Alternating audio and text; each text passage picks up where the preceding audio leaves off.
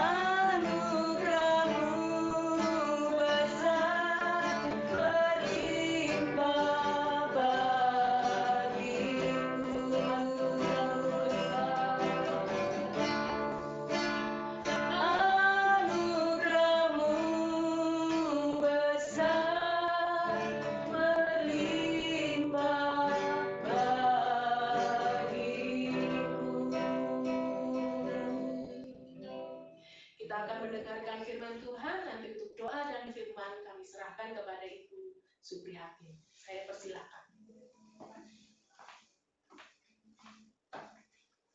Puji Tuhan, sebelum kita akan lanjut untuk mendengarkan firman Tuhan, mari kita tundukkan kepala, kita akan berdoa. Sungguh pagi hari ini kami mengucap syukur kepada Engkau Tuhan. Di dalam situasi seperti ini, dengan kondisi apa yang ada seperti ini, kami masih bisa mendengarkan firman-Mu. Kami masih bisa menikmati kasih karunia-Mu. Bapak, kami berdoa, hamba berdoa untuk setiap anak-anak-Mu yang saat ini Tuhan. Mereka bisa menikmati persekutuan walaupun secara online. Tetapi kami percaya tidak mengurangi berkat Tuhan untuk kami semua. Baik hamba-Mu yang menyampaikan maupun kami yang mendengarkan firman-Mu. Karena kami percaya Tuhan, setiap benih firman Tuhan yang ditaburkan tidak akan pernah kembali dengan sia-sia, tapi akan mengerjakan sesuatu sesuai dengan kehendak Tuhan bagi setiap kami yang mendengarkan firman-Mu. Dan setiap kami yang mendengarkan firman-Mu, kami akan diubah sesuai dengan maksud dan tujuan Tuhan bagi kami, pribadi lepas pribadi. Terima kasih Tuhan, terima kasih. Kami mempersiapkan hati kami untuk kami diisi dengan firman Tuhan. Di dalam nama Yesus, kami sambut firman-Mu dengan penuh ucapan syukur. Haleluya, amin. Puji Tuhan. Kalau pada saat ini kali pertama terutama saya membagikan firman Tuhan kepada anak-anak secara online ya. Kalau biasanya memang kita bisa tatap muka, tapi memang kondisi ini yang memaksa kita untuk melakukan seperti ini. Tapi ya tidak apa-apa. Kita tidak bisa menuntut sebagaimana seharusnya.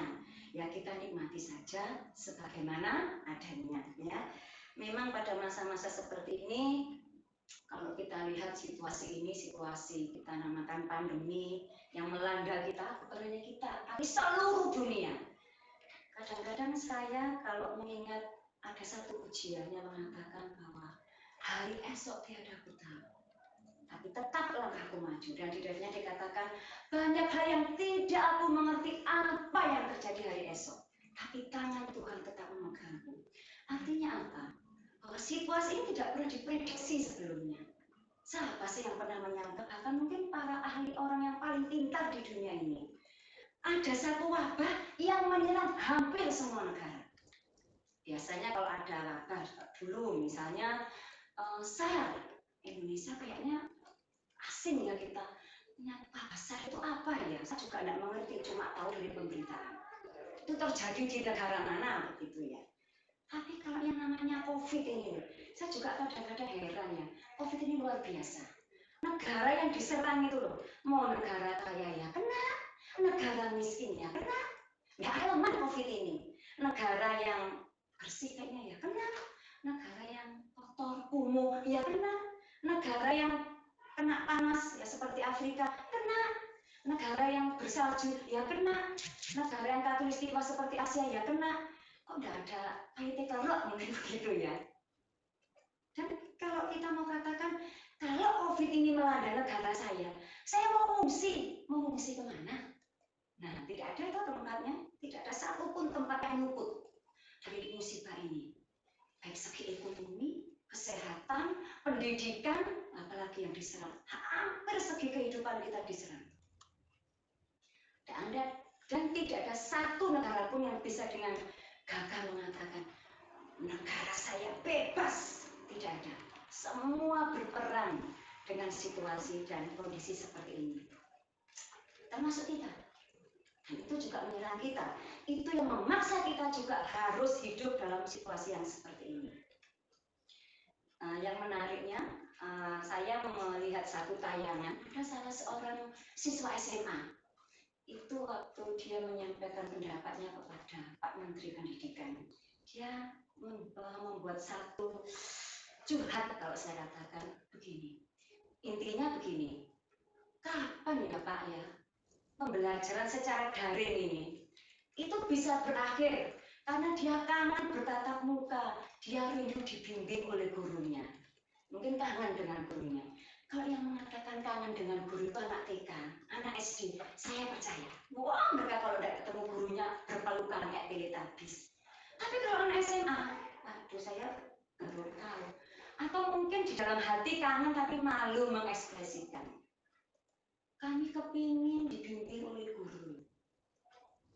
Itu kerinduan, itu keinginan. Tapi karena kondisi yang seperti ini tidak bisa seperti itu.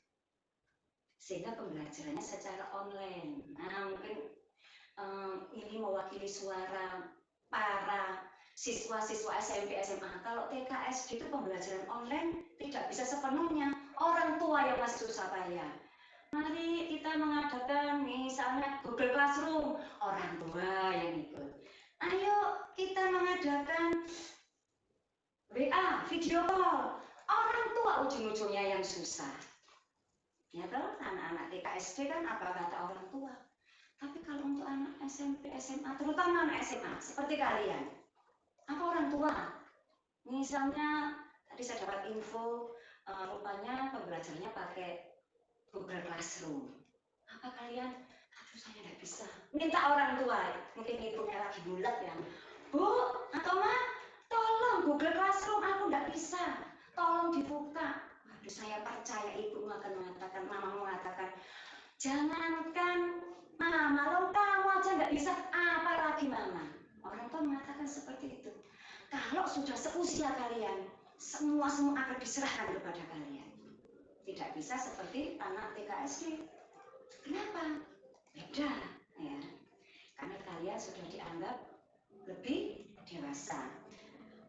Sehingga kalian tidak bisa menuntut seperti tadi anak SMA tadi. Kami kepingin balik kepada sebelumnya. Sebagaimana seharusnya anak sekolah itu ya ketemu guru, berinteraksi. Tetapi kita dipaksa bagaimana kita bisa bertahan, bisa melakukan segala aktivitas di dalam kondisi yang sebagaimana adanya. Jadi kalau saya katakan, kalau kita mengatakan diri kita orang dewasa, maka kita tidak bisa menuntut kondisi sebagaimana seharusnya, idealnya, tetapi mari kita menyikapi bagaimana kita bisa melakukan segala sesuatu yang seharusnya kita lakukan di dalam kondisi yang sebagaimana adanya, ya. Saya rindu kita bersama-sama belajar di dalam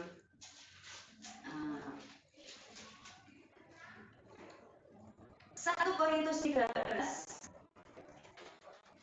ayat yang ke-11. 1 Korintus 13 ayat ke-11, saya akan bacakan ayat ini. Ketika aku kanak-kanak, aku berkata-kata seperti kanak-kanak. Aku merasa seperti kanak-kanak. Aku berpikir seperti kanak-kanak. Sekarang, sesudah aku menjadi dewasa, aku meninggalkan sifat kanak-kanak. Ya, saya pikir ayat ini saya harap pas buat kita pada pagi hari ini.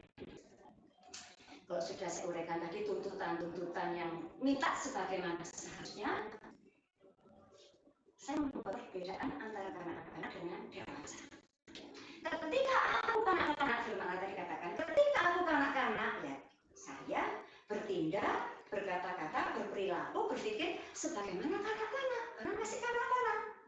Tetapi seiring dengan proses perkembangan, tidak mungkin kita kanak-kanak terus, menjadi dewasa, ada proses, maka kita harus meninggalkan masa itu dan kita mengikuti proses, kita menjadi orang yang sudah dewasa. Berarti kalau tadi berkata-kata, merasa, berpikir, kanak-kanak, seiring dengan proses perkembangan, maka kita berkata-kata, kita merasa, pikir seperti orang yang sudah dewasa. Kenapa? Karena kita tinggalkan. Nah, dalam hidup kita ini, kita mengalami perkembangan. Ada namanya pertumbuhan dan perkembangan. Kalau pertumbuhan mandek ya bisa. Biasanya dalam usia-usia yang mencapai usia tertentu, pertumbuhan seseorang mandek. Mungkin bisa usia 18 atau usia 17 mandek. Ya. Tapi yang namanya perkembangan tidak berhenti. Nah, di dalam perkembangan, salah satu prinsip perkembangan itu bergerak maju, tidak ada perkembangan yang bergerak mundur. Kok bisa ya? Satu contoh, misalnya bayi itu dari bayi bertumbuh ke kanak-kanak, belajar ya merangkak, belajar jalan, belajar nulis, belajar baca sampai SD. Akhirnya sudah toh berkembang kita sampai sekarang SMA. Karena mungkin dalam perkembangan tiba-tiba loh, aku kok lupa ya caranya baca ya. Dulu sudah bisa, sekarang nggak bisa.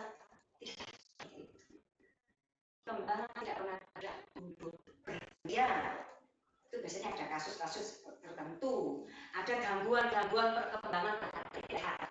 Tetapi secara normal perkembangan itu masih maju.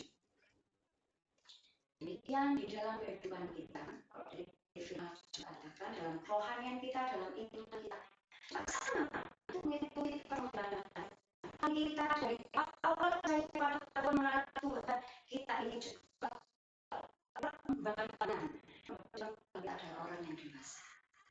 Seiring dengan perkembangan kita sebagai manusia, kita harus berkembang. Saya mengutip ada satu tulisan, ya, mungkin orang ini juga mengutip pendapatnya ahli, mungkin ya, dikalimatkan kembali, mengatakan begini. Orang yang sehat perkembangannya, jadi bukan sehat pertumbuhan, sehat fisik, tapi sehat perkembangannya, ini mungkin dibilang sehat rohani mungkin ya.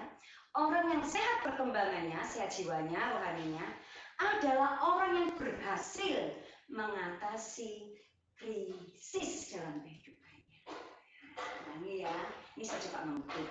Orang yang sehat perkembangannya adalah orang yang berhasil mengatasi krisis. Saya memberi satu judul yaitu menjadi dewasa dalam menghadapi krisis. Nah sekarang saya juga bertanya, coba tanya dalam diri kalian. Saya termasuk sudah dewasa, sudah remaja atau mungkin sebentar lagi kalau sudah lulus kan akhir masa remaja ya sudah usia 20 ya, masuk pemuda. Apakah saya sudah dalam proses menuju kedewasaan atau perkembangan saya mandek? Begini tidak ingin berkembang. Itu yang tahu cuma kita. Tetapi saya percaya setiap manusia itu mengalami perkembangan. Karena hidup kita ini proses belajar, ya tadi ya dari kanak-kanak sampai menjadi dewasa. Proses ini kita proses belajar terus, proses menuju maju, bergerak maju, itu proses belajar. Nah di dalam teori belajar, kalau biasanya orang belajar itu dipengaruhi dua, ya kalau kebetulan saya mengajar yang masih usia-usia yang agak-agak bawah, itu biasanya belajar seorang anak dipengaruhi dua, kematangan dalam dirinya dan yang kedua adalah rangsangan atau lingkungan. Tapi saya percaya ini juga di dalam seiring perkembangan belajarnya manusia juga dipengaruhi dua hal. Yang pertama adalah kesadaran diri manusia dirinya sendiri. Kalau anak-anak kan kematangan dalam diri. Kalau manusia, kalau kita adalah kemauan. Kemudian kesadaran diri dan yang kedua adalah lingkungan. Jadi kalau kita mau belajar, proses belajar itu pengaruhnya dua ini. Tapi saya percaya kalau sudah dewasa, dua faktor ini mana lebih dominan? Apakah faktor kesadaran diri kita ataukah faktor lingkungan kita? Mari kita lihat ya. Pertama, dua faktor ini yang membuat proses belajar terjadi. Yang pertama, kalau kemauan kita kuat, kesadaran kita kuat untuk belajar, lingkungan kita mendukung, maka proses belajar akan terjadi dan biasanya berhasil.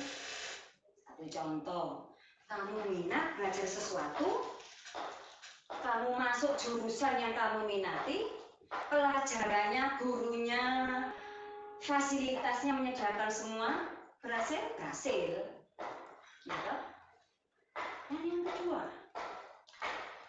kalau kesadaran diri kita ada, keinginan belajar kita kuat, lingkungannya kurang mendukung, bisa berhasil. Tapi itu tergantung seberapa kemauan kita. Bisa berhasil. Lingkungannya kurang mendukung. Ya, tergantung tergantung pribadinya. Dia kuat enggak? Dia kreatif enggak? Mencari alternatif dalam penyelesaian masalah. Masih bisa berhasil. Yang ketiga, lingkungannya mendukung, kemauannya lemah. Nah ini tidak berhasil. Sedikit sekali keberhasilan. Yang keempat, lingkungan tidak mendukung, kemauannya tidak ada, jelas tidak terjadi. Sama dengan kalian di rumah, lingkungan mungkin mendukung. Waduh, internetnya begitu ya. Kemauan belajar kuat, berhasil. Atau mungkin, wah kok nggak mengerti, tapi kemauan belajar kuat. Saya cari di Google ya. Kemarin katanya, Mbah Google itu sumber segala penyelesaian masalah. Walaupun belum tentu yang ditampilkan itu menjawab semua kebutuhan kita. Kadang-kadang nggak cocok dengan keinginan kita. Berhasil, lingkungan mendukung. Yang kedua, lingkungan tidak mendukung, tapi kalian punya keinginan kuat. Paketannya, gangguan sinyalnya. Tapi karena kemauan kita kuat belajar, berhasil. Mungkin lingkungannya, gangguan, lagi enak-enak belajar, mendengarkan orang tua manggil. Hidup kita ini proses belajar.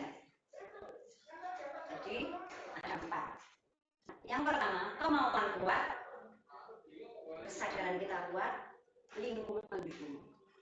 Kamu punya minat belajar, lingkungan sekitarmu mendukung. Mungkin kalau sekarang fasilitasmu mendukung, orang tua mendukung, terjadi. Yang kedua, kamu punya minat, kita punya keinginan belajar, lingkungan tidak mendukung.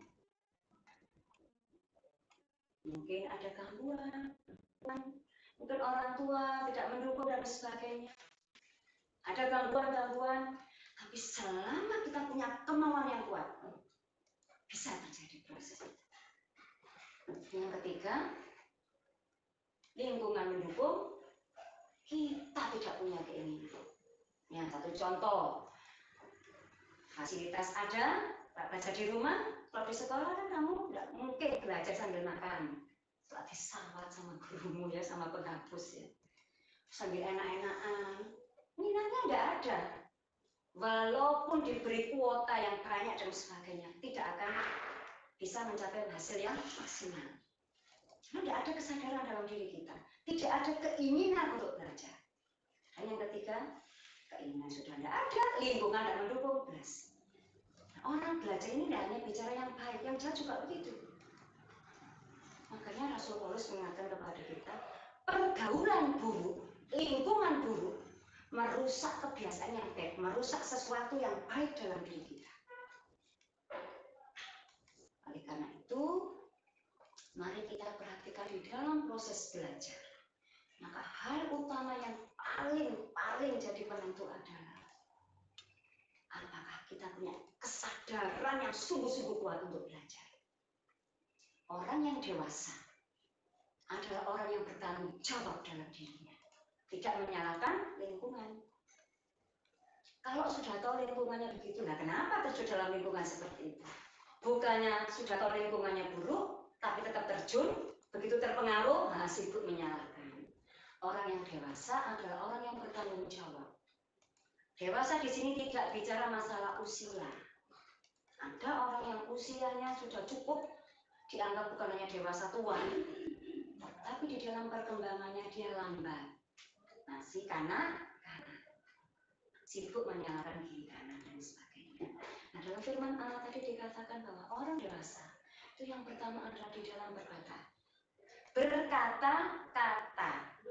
Kalau sekarang kita lihat ada salah satu kalau nggak salah itu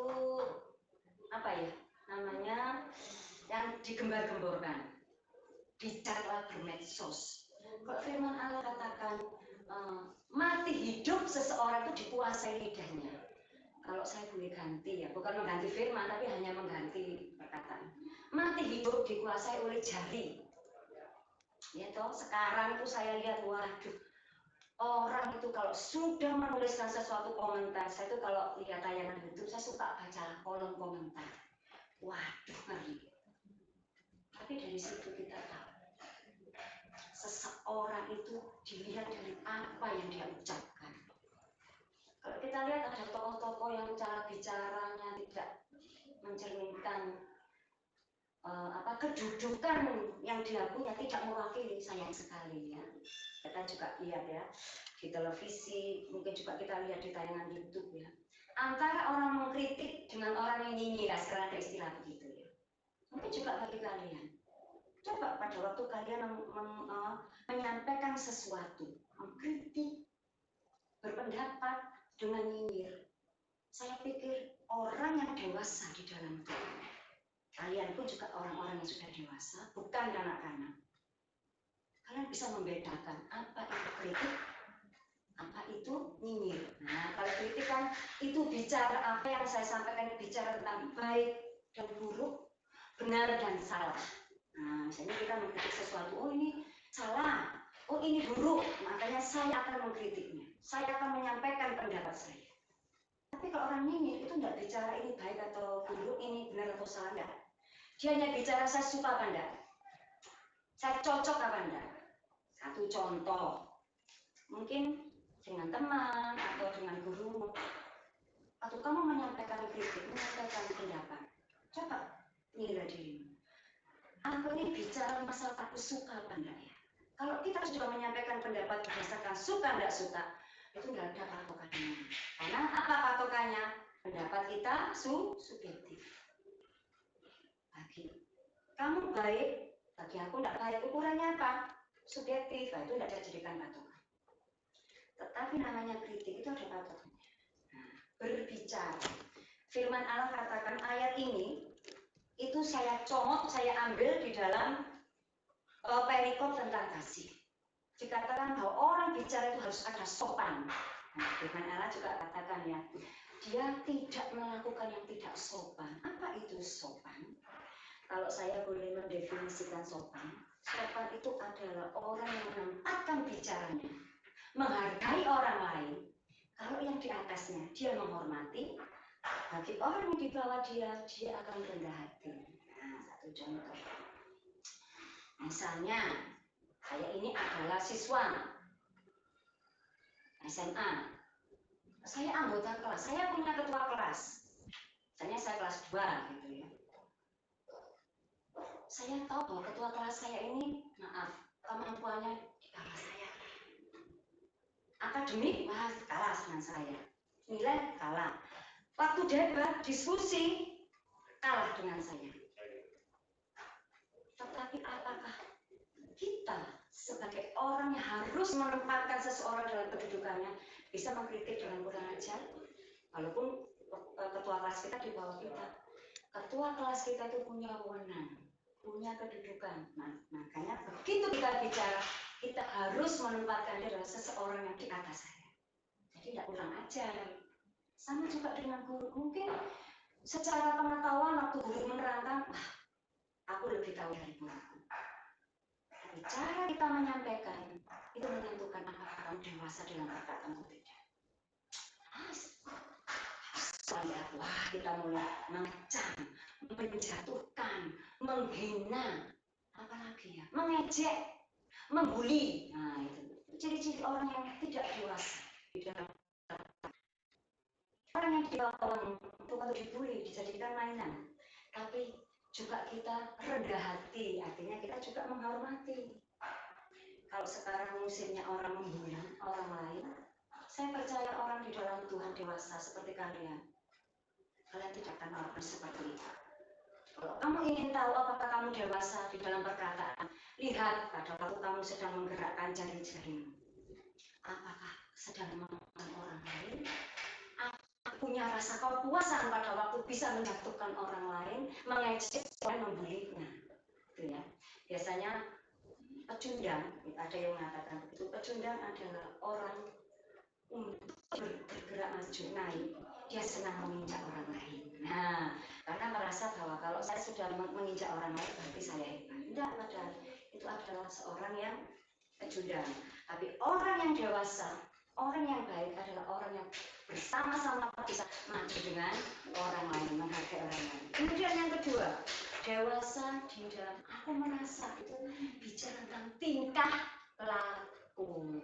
Nah, coba bandingkan dengan anak TK SD. Tingkah lakunya beda atau dengan anak SMA, anak SMP, SMA, bahkan yang sudah dewasa. Bertingkah laku. Nah, kalau anak kecil, saya kasih contoh, emosinya mudah berubah. Habis tertawa, nangis. Apa jahit itu ya? Merajuk. Baik lagi. Ya, jadi emosi berubah-ubah. Ya, enggak apa-apa, memang masih kecil.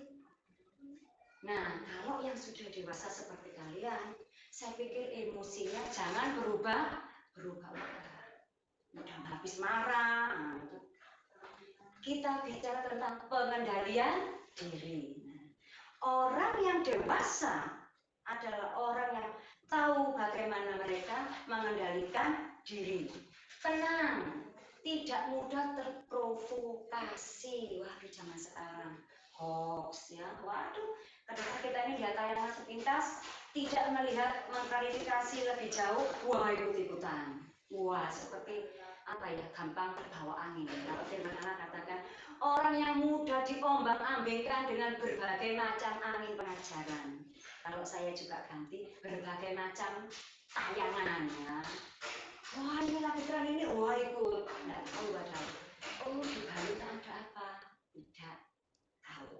Tetapi orang yang dewasa adalah orang yang tenang, tidak cepat bereaksi, orang yang mampu mengendalikan diri, orang yang tahu di mana batasan-batasannya. Jadi kalau tahu ngomong ya tahu batasannya, bertindak tahu batasannya dan sebagainya. Kemudian yang terakhir adalah orang yang dewasa di dalam pola pikir, dalam mentalnya, dalam budi pekertinya. Nah, ya. Kalau tadi saya sudah mengutip sedikit, kalau belajar di rumah, kita bicara tanggung jawab orang yang dewasa adalah orang yang rajin. Ya. Kemudian orang yang bertanggung jawab, nggak sibuk nyalakan situasi. Kalau kamu punya masalah, apakah kamu bertanggung jawab menyelesaikan? Menghadapi krisis dalam hidupmu kan macam-macam krisis itu. Anak remaja banyak krisisnya ya, krisis dalam masalah pergaulan, di dalam hubungan, kemudian macam-macam dengan orang tua dan sebagainya. Atau mungkin kamu sedang krisis dengan dirimu sendiri. Tapi orang yang dewasa adalah orang yang belajar menyelesaikan dalam dirinya, tidak sibuk menyalahkan orang lain. Kita bertanggung jawab. Kemudian apakah kita iri? Kita cemburu? Saya percaya bahwa kalau kita menjadi orang-orang yang dewasa di dalam Tuhan, menuju proses kedewasaan, kita tidak mudah diprovokasi iri, ya. Wah, cemburu. Saya percaya kalau kalian di dalam pergaulan juga pasti ada rasa iri hati. Wah, apakah sesuatu tren datang? Wah, ikut-ikutan tren. Iri.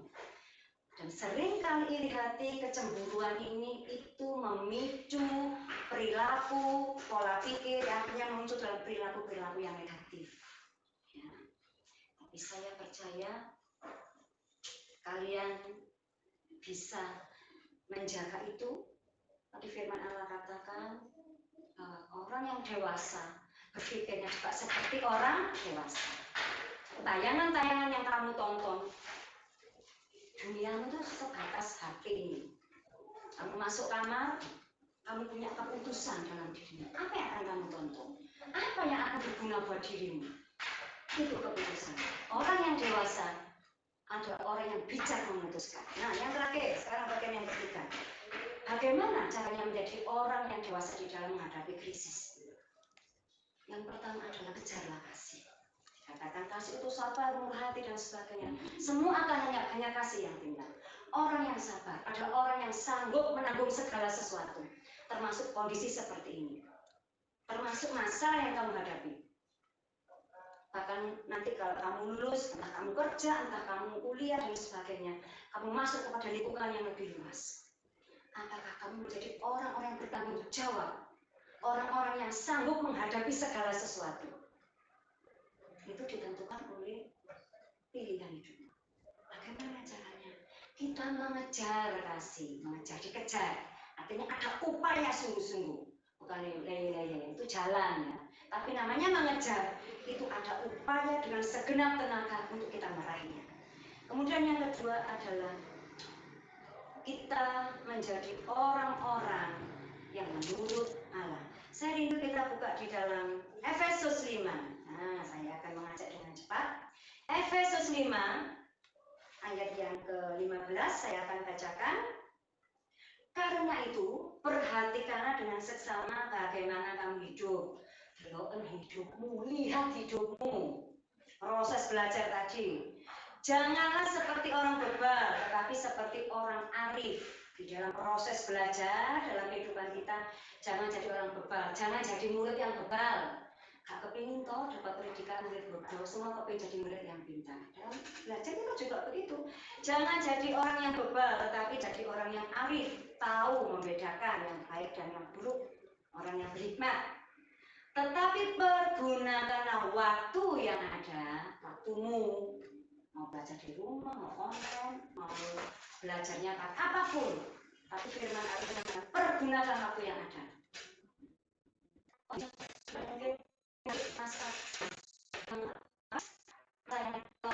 Saya pikir firman Allah pergunakan waktu yang ada. Karena hidup kesempatan hari ini hilang, besok ada kesempatan. Masih ada kesempatan, pergunakan. Dan pergunakan waktu yang ada, karena hari-hari ini adalah jahat. Saya katakan tadi, kenapa dunia di tanganmu? Kamu mau jadi apapun itu tergantung ya. Karena ini IT itu di tanganmu, informasi yang cepat, informasi model apapun, bahkan yang bagus sekalipun bisa nyampe kepada kamu. Pergunakan waktumu. Kemudian, karena hari-hari ini adalah jahat. Sebab itu janganlah kamu bodoh. Aduh, ini kita kalau orang lain yang ngomong, saya misalnya ngomong ke kalian, hei kamu bodoh, pasti kalian akan protes. Kalau ini diungkapkan di medsos, mungkin juga kita bisa kena UU IT ya. Wah, ini ujaran kebencian, ini menghina. Tapi ini firman Allah loh. Dikatakan, sebab itu janganlah kamu bodoh, tetapi usahakanlah supaya kamu mengerti kehendak Tuhan. Dan janganlah kamu mabuk oleh anggur, karena anggur menimbulkan hawa nafsu. Tetapi hendaklah kamu penuh dengan roh. Kemudian hendaklah, nah itu ya. Jadi kalau saya simpulkan, bagaimana caranya? Yang pertama kejarlah kasih, kedua kita jadi penurut Allah, kemudian kita bijak di dalam menggunakan waktu, kita menjadi orang yang berhikmat, tahu membedakan mana yang baik, mana yang buruk, mana yang jahat, mana yang baik, mana yang benar, mana yang salah, dan kita memutuskan untuk melakukannya. Dan yang terakhir adalah kita mengerti kehendak Tuhan. Nah, saya tutup dengan satu ungkapan begini. Orang yang beragama adalah orang yang memiliki hati yang bijaksana. Orang yang beragama bukanlah orang yang rajin ke gereja saja. Karena situasi ini tidak boleh loh kita kumpul-kumpul. Terus apakah kita tidak beragama?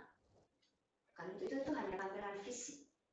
Tapi orang yang beragama, kamu mengatakan saya beragama, apabila saya memiliki hati yang bijaksana, apabila saya menjadi orang yang dewasa di dalam menghadapi krisis. Puji Tuhan, saya percaya firman Tuhan pagi ini boleh menguatkan kita bersama. Kita tunduk kepala. Terima kasih Tuhan, kami percaya pagi hari ini ada sesuatu yang kami tangkap dari firman-Mu, supaya kami menjadi orang yang sehat. Perkembangan hidup kami, perkembangan rohani kami menjadi orang-orang yang tangguh menghadapi krisis dalam kehidupan kami. Krisis apapun Tuhan. Mungkin krisis secara pribadi kami, dalam keluarga kami, di dalam sekolah kami, masa depan. Dan krisis-krisis yang dihadapi oleh anak-anak-Mu Tuhan sebagai seorang remaja. Kami percaya Tuhan, bahwa Tuhan akan memberikan mereka kekuatan, Mereka adalah anak-anak yang penuh dengan roh, sehingga mereka mampu berjuang di dalam kondisi yang ada untuk mereka menjadi pemenang Tuhan. Hamba percaya hidup tidak mudah Tuhan. Tidak selamanya kami akan menang menghadapi segala situasi dan kondisi yang menimpa kami Tuhan, yang mungkin menekan kami. Tetapi kami bersyukur masih ada Roh Kudus yang menolong kami. Kami bersyukur ada firman Allah yang menuntun kami, membuat kami mengerti, membedakan mana yang baik, mana yang jahat, mana yang benar dan mana yang salah. Dan kami bijaksana untuk memilih dari pilihan-pilihan yang ada. Terima kasih Tuhan, terima kasih. Berkati setiap anak-anak-Mu yang mendengarkan firman-Mu Tuhan. Pakai hidup mereka jadi berkat dimanapun mereka berada. Beri kekuatan pada waktu mereka berjuang di dalam menghadapi tantangan dalam hidup mereka. Kami percaya Tuhan memberikan kemenangan dalam kehidupan mereka. Jadikan masa depan mereka sungguh-sungguh masa depan yang indah. Karena mereka berjalan bersama dengan Tuhan untuk melewati segala yang terjadi. Segala musim dalam kehidupan mereka Tuhan. Terima kasih Tuhan, terima kasih. Kami bersyukur kepada Engkau pagi hari ini. Di dalam nama Yesus kami berdoa. Haleluya. Amin. Panjang ya.